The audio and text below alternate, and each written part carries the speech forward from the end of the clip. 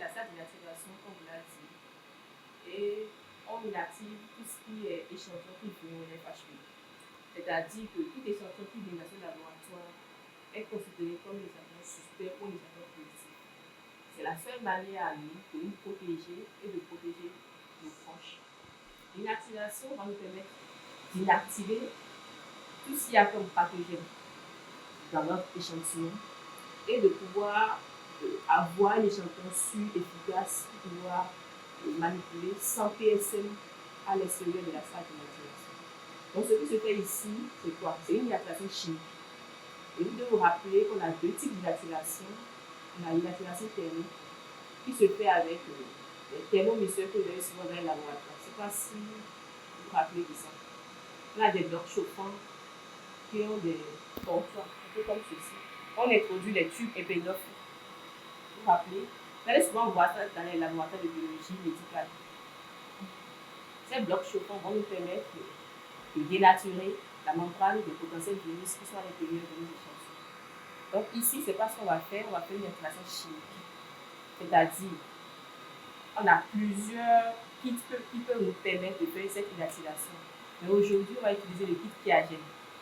Ça vient de la maison Chiagen.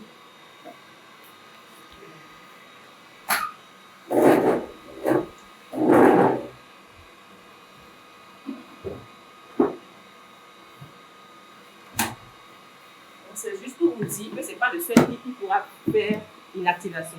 C'est ce que vous avez à disposition, ce que vous avez à porter de main. Donc aujourd'hui, on va utiliser ce kit. Dans ce kit, nous avons un tampon. Nous avons des tampons, je vais dire, qui vont nous permettre de faire la liste de la membrane. Vous devez vous rappeler de la structure des virus. Les structures sont composées d'une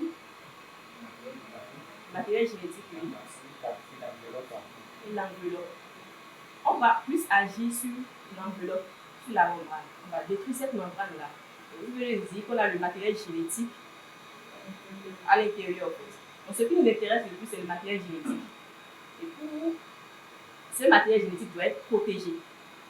Donc, l'inactivation va nous permettre tout simplement de détruire la membrane, mais de pouvoir conserver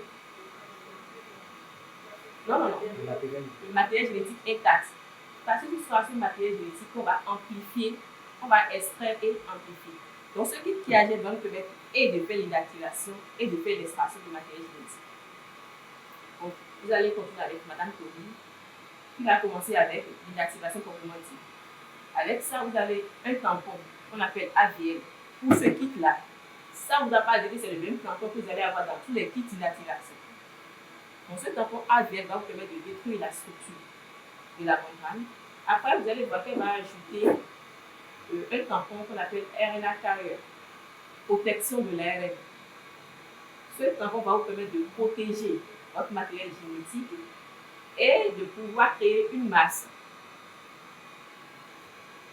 Donc, tout ce qui est ARN dans votre milieu sera protégé et sera gardé intact pour pouvoir faire l'éventuelle extraction. En plus de cet tampon, on utilise de l'éthanol. Vous savez qu'on utilise de l'éthanol pour pouvoir. Pour faire quoi? L'éthanol est utilisé pour pisser et pour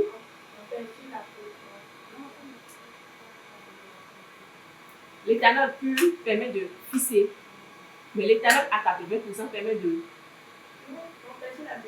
détruire la membrane du jus. C'est tout ça à dire sur quand vous dites ça empêche la prolifération, c'est que la structure de votre micropathogène n'est plus intacte. Ça agit sur la membrane et ça pisse. C'est l'éthanol pur ça. Vous allez voir que dans les laboratoires, on utilise l'éthanol à 100% et l'éthanol à 80%. Vous devez toujours avoir en tête la différence entre les deux.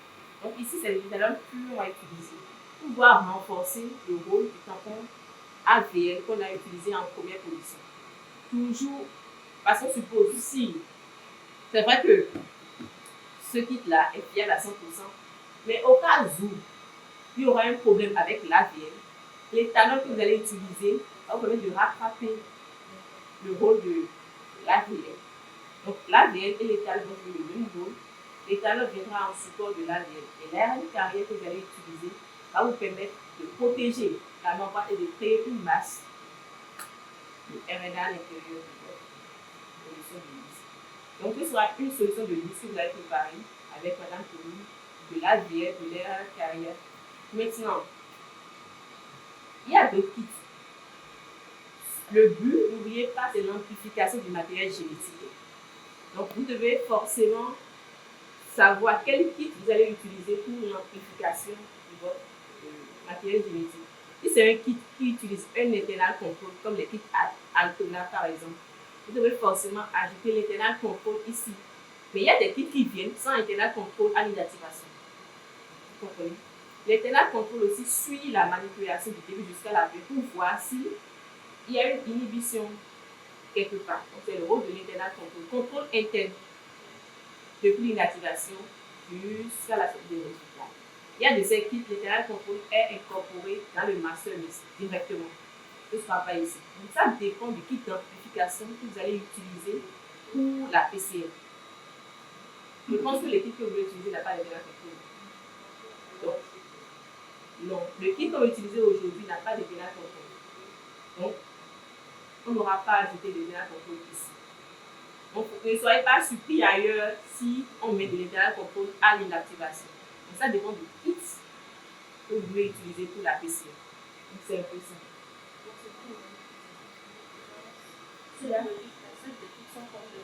Non, ce kit-là permet juste de faire l'inactivation et l'ARN et l'extraction de l'ARN.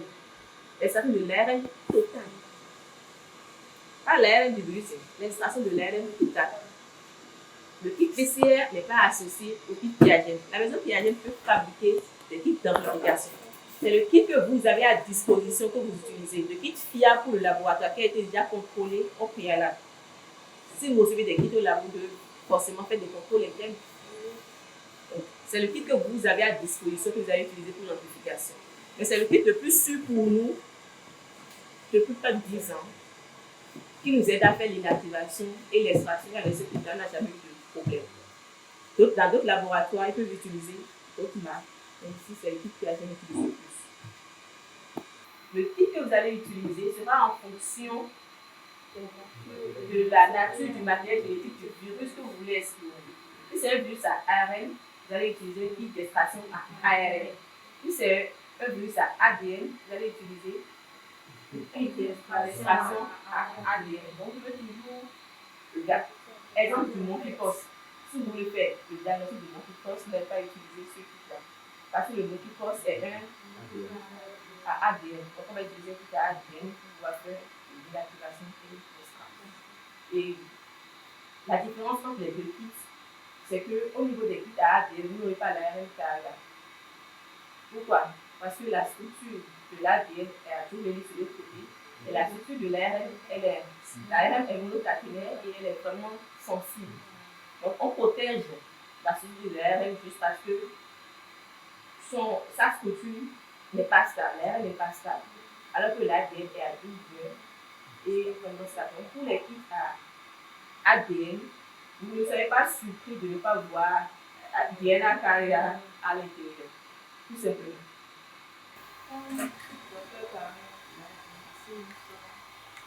Dans la salle d'inactivation. C'est la salle où on réceptionne, on fait l'inactivation des échantillons pathogènes de virus. Donc, normalement, quand les échantillons arrivent, la réception se fait d'abord au niveau de l'entrée. On décontamine parce que vous avez remarqué, par exemple, ce matin, il y a des échantillons qui sont arrivés et nous avons déjà manipulé. Les échantillons pour la protection de l'individu doivent venir dans un truc emballage. Cet emballage de là-dedans, on a l'échantillon qui est mis dans un bocal, ça fait deux, et le bocal est soit mis dans une glacière ou un carton à truc emballage. C'est tout fait ça, donc on a un truc emballage. Quand l'échantillon arrive, on fait une décontamination. On prépare notre javel à 0,5%. On fait la décontamination. On décontamine d'abord la glacière. Ensuite, on note entrer dans la salle. Il y a déjà, là au matin, il y a un seau là, où on a préparé le jardin. L'échantillon est mis, le sang même de tube. Les échantillons, le sang est prélevé soit dans le tube sec ou le tube EDTA, ou soit on a des échantillons avec des swabs. Les échantillons à étudier. Voilà. Donc, on les décontamine dans le seau pendant 10 minutes. Et ceux qui doivent être centrifugés pour les tubes, on centrifuge, pour les swabs, on les centrifuge pas. Parce qu'on travaille ici soit avec le plasma ou le sérum. Donc, le plasma pour les tubes EDTA et le sérum pour les tubes secs. Maintenant, ici, on fait, pour pouvoir faire l'inactivation de ces échantillons, pourquoi on fait l'inactivation? C'est vraiment le virus faible. Parce qu'on ne peut pas travailler avec un virus dangereux. Parce que comme Dr. Karine a dit, tous les virus sont censés être, tous les échantillons doivent être considérés comme positifs. Donc, on doit faire l'inactivation pour diminuer la charge virale du virus. Pour pouvoir diminuer cette charge virale, on prépare le lisse de l'inactivation. Ici, on appelle ça lisse réactionnel. Et pour pouvoir faire ce lisse réactionnel, on a besoin du tampon de lisse. Son nom commercial, c'est ADM, c'est ça. Ça veut dire ARN viral lisse. C'est un tampon de lisse. Donc, ce tampon de lisse va nous permettre de détruire l'enveloppe, la membrane, mais aussi ça peut détruire le matériel pour les tubes. Parce que c'est un tampon de lisse, ça peut détruire le matériel. Or, vous avez besoin de votre matériel pour les tubes pour pouvoir déterminer la pathologie dont souffre la personne. Donc, pour pouvoir garder notre... Pourquoi on dit, bon, SARS-CoV, vous savez que SARS-CoV, c'est un virus à ARN. Donc, c'est pour ça que nous sommes directement allés. Nous avons directement pris le kit qui avait ARN. Mais vous devez savoir aussi que quand les échantillons arrivent, les échantillons viennent avec une fiche. Donc, on sait déjà à peu près ce qu'on doit rechercher. Si c'est un virus à ADN ou un virus à ARN, le don de fiche qu'on a nous permet de déterminer, nous guide vers quoi nous devons aller. Donc, vous devez savoir que la préparation du lisse réactionnel des virus à ARN est différente de ceux des virus à ADN. Donc, nous allons prendre 560 microlitres du tampon de lisse.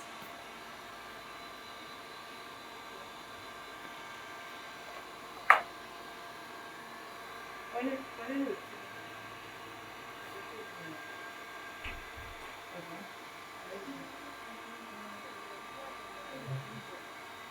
Attention au brise.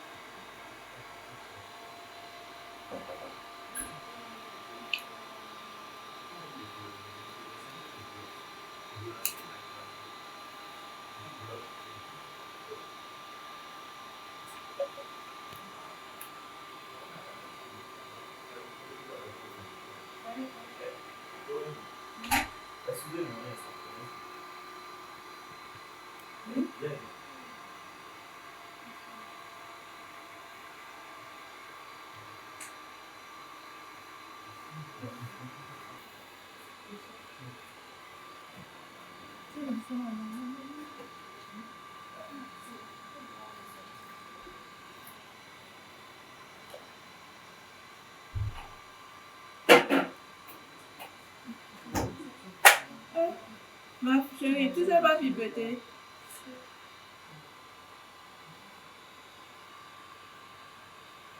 C'est bon.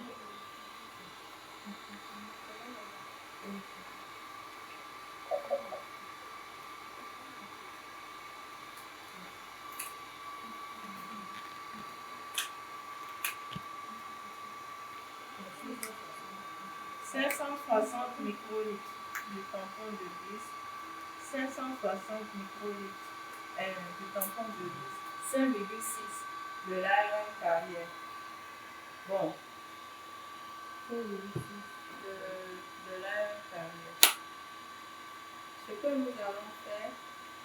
Ici, nous allons, je vous avais dit qu'on allait faire échantillon Strasbourg, des beaux échantillons.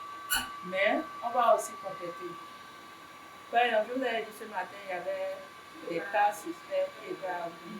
Donc, on va comparer le NIS de ces cas suspects-là pour pouvoir faire la PCR sur ça.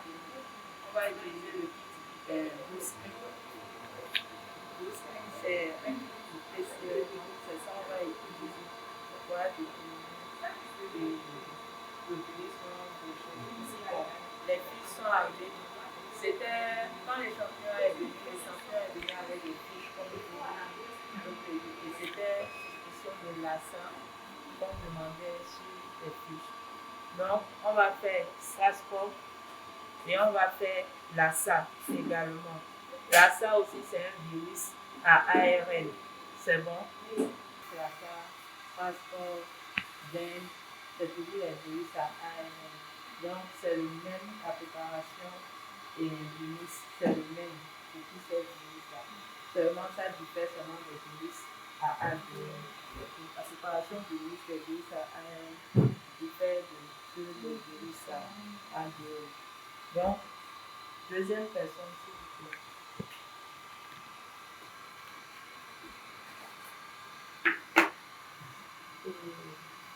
On a ajouté 560 microliters de l'ADN.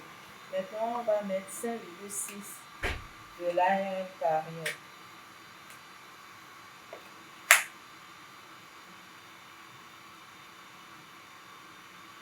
Je vais demander. Après, tu vas continuer. Il y a deux problèmes. Il faut que le cône entre dans le liquide. Tu comprends? Et je jette. Tu vas, je maintiens toujours mon truc de comme ça. Et je ressors. Pour pouvoir le donner le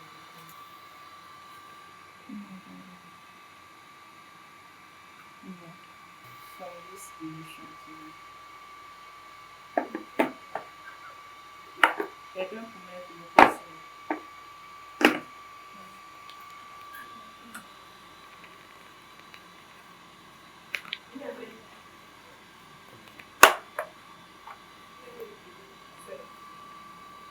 Mais quand vous allez mettre le PC, vous allez mélanger.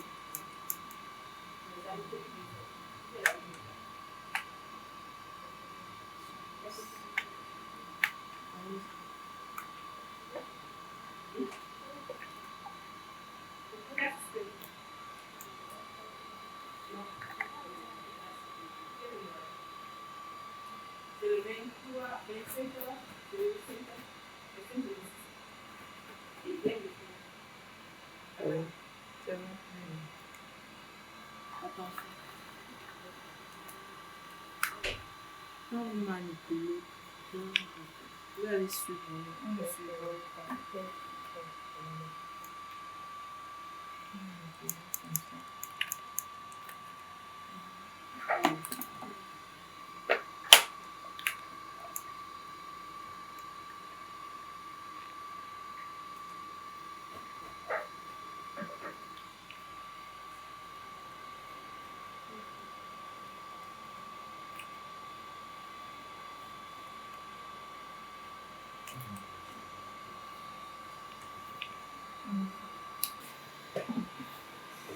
Bon, voilà. Après tout ça, il faut venir dans le PSM. Après avoir réceptionné l'échantillon, centrifuger, préparer le milieu relationnel, il faut venir dans le PSM. Ça, c'est un PSM de niveau 3. Donc, c'est dans ça que vous manipulez l'échantillon pour éviter toute contamination.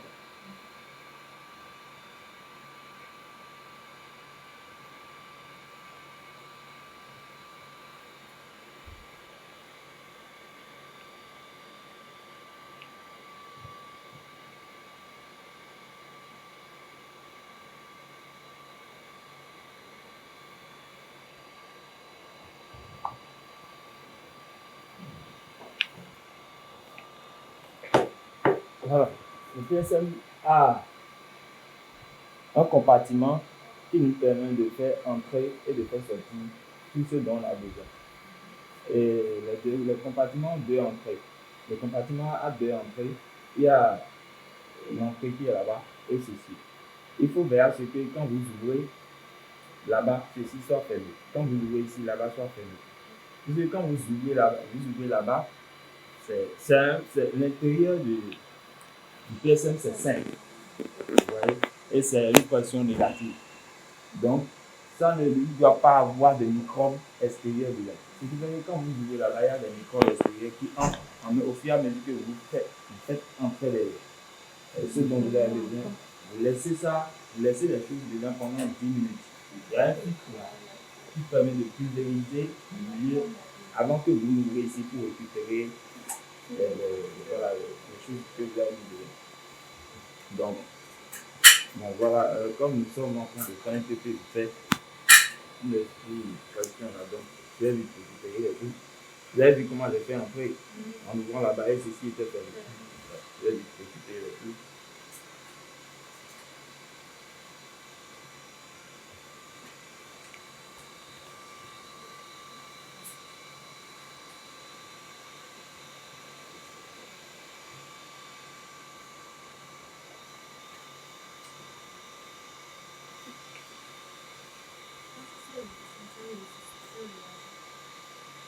Ceci, c'est les échantillons.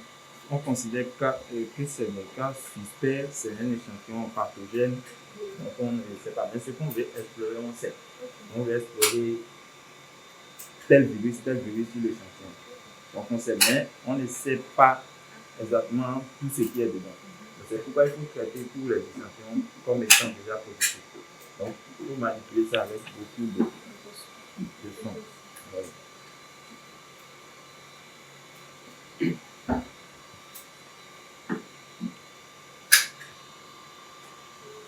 Ça, c'est des swabs. Hein.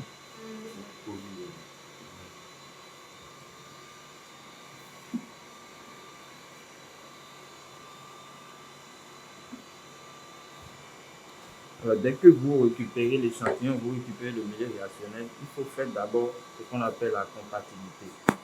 Regardez l'échantillon, regardez le milieu. Parce que quand on réceptionne l'échantillon, il y a une fiche qui est accompagnée de ça. C'est une fiche de notification qui nous renseigne sur tout ce qui est sur l'identité du patient en question. Et quand nous on reçoit ça, on attribue un code à l'échantillon. Et c'est sur ce code-là que nous travaillons.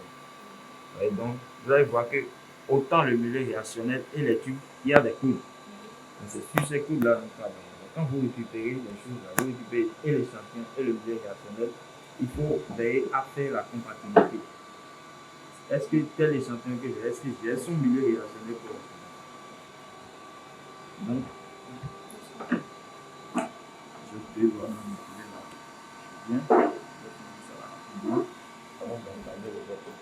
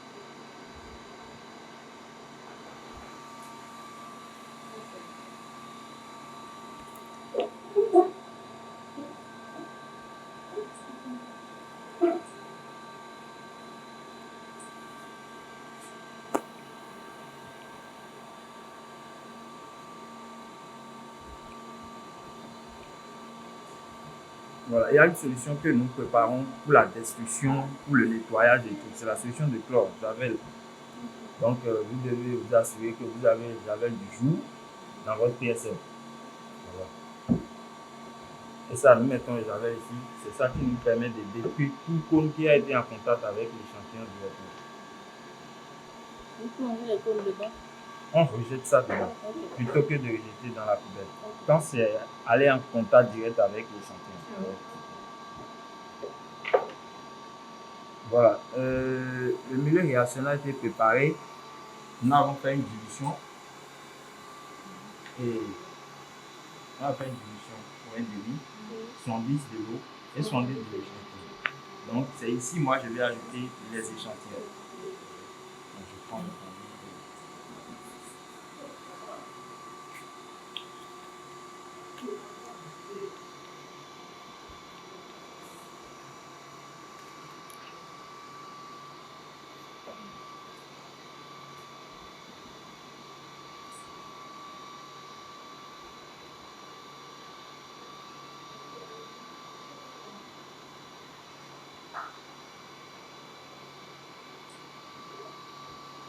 Au fur et à mesure que vous faites ça, vous chronométrez 10 minutes. Parce qu'on suppose que 10 minutes est suffisant pour que la réaction qu'on recherche, la lise de tout ça, la lise, la destruction de la membrane et la protection du matériel génétique ait lieu. Vous voyez? Donc, quand vous avez fait le shampoing, vous chronométrez 10 minutes.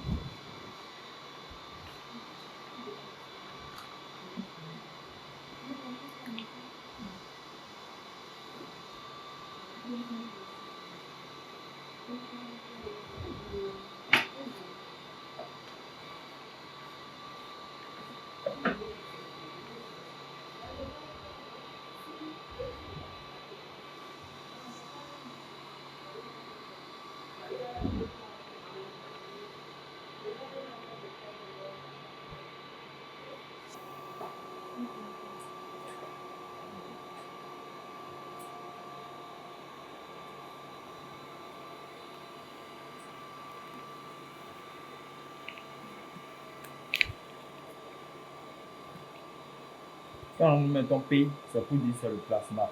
Quand on met S, c'est pour dire que c'est le sodium.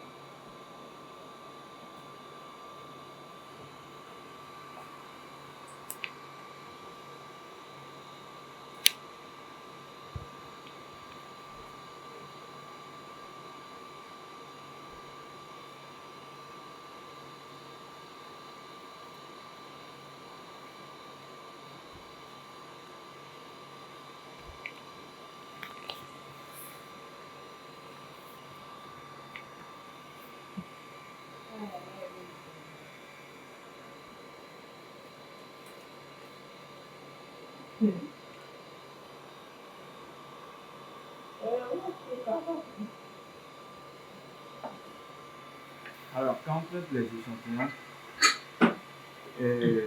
on ne peut pas détruire l'échantillon en entier comme ça. Parce qu'il peut arriver que l'échantillon soit positif et qu'on voudrait encore l'explorer plus tard. Donc, dans ce cas, comme nous, ici, nous n'utilisons que les plasmas et les sérums, on fait les alicots. Les alicots, on les fait dans les tubes, dans les cryotubes. Ça, c'est des cryotubes.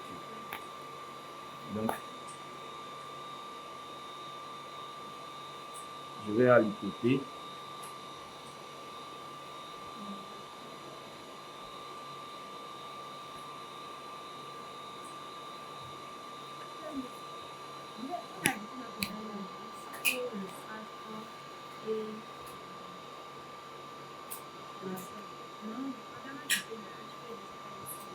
Oui, HPV, oui. HPV, c'est pas vous allez voir HPV là-bas.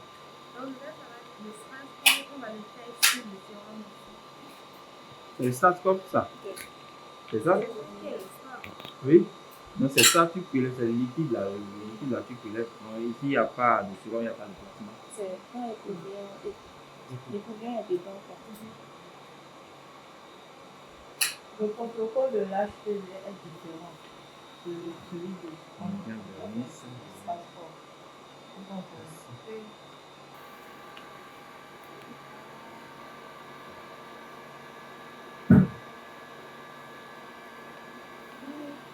Et pour détruire ça, on ajoute de l'eau de javel dessus. Oui. On ajoute de l'eau de javel sur le reste.